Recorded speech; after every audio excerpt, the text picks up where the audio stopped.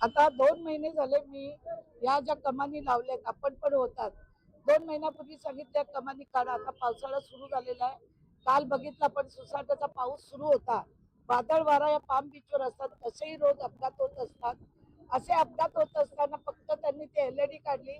आता महिना होऊन गेला. ते मला भेटून गेले, मिळाले तुम्ही काढा, दुसरीकडे काम करा. तुम्ही विचारलं असतं, विश्वासात घेतलं असतं तर तुम्हाला कॉन्ट्रॅक्टरला एवढा खर्च झाला नसता. तो पण तुम्हाला खर्च झाला.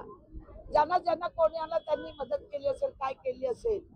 पण आज काय होतं, 2 महिने झाले मी आजारी आहे, मग ऊन आहे म्हणून मी आली नाही. पण त्यांना मी सातत्याने सांगितलं, पालिका कमिशनरला सांगितलं, आधारवड साहेब शहर अध्यक्ष त्यांनाही सांगितलं, पोलीस कमिशनरला सांगितलं, DCP ला सांगितलं, सगळ्यांना सांगितलं.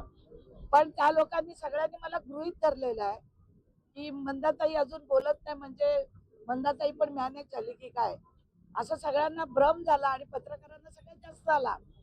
म्हणून आज मी सगळ्यांना सांगितलं की आपण आज रस्त्यावर उतरून JCP आणून ही कमानी जर रात्रपर्यंत काढली नाही, आता जर तोडली तर सगळं ट्रॉफिकला अडचण होईल. म्हणून पोलिसांनी मला रिक्वेस्ट केली की ताई आम्ही रात्री ही काढून घ्यायचा प्रयत्न करतो. जर नाही काढली तर आपल्याला या येणाऱ्या अधिवेशन मध्ये मी पुन्हा सभागृहात हा विषय घेईन. कारण आमचे मंत्री महोदय माधुरी मिसाळताई यांनी सांगितलेलं आहे की हे ताबडतोब काढा. तरी याच्यावर ऍक्शन होत नाही.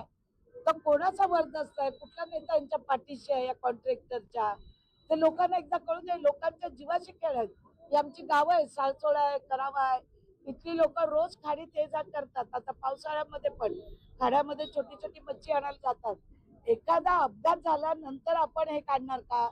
घाटकोपरला काय झालं, पुण्याला काय झालं, या सगळ्या वस्तुस्थिती बघत असताना जर आपण याच्यावर लक्ष नाही केंद्रित केलं तर चुकीचं वाटतं.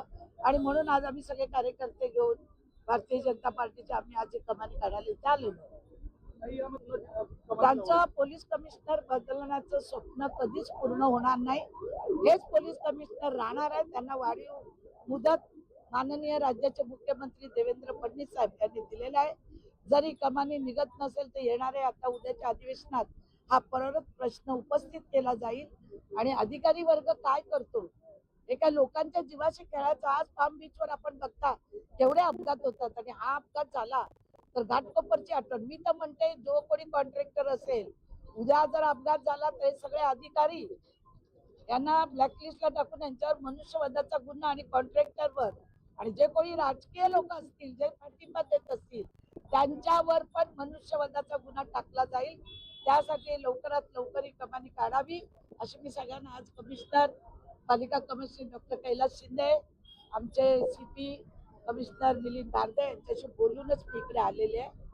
आपण सगळ्यांनी गेल्यावर बातमी केलेली आहे, त्याच्यामुळे पुन्हा मी लावून धरलेलं. आणि आज मला पोलीस कमिशनरनी रिक्वेस्ट केली की आता ही दिवसा ट्रॉफिक चालू आहे, तुम्ही करू नका, रात्रीच आम्ही हे काढून घ्यायला सांगतो.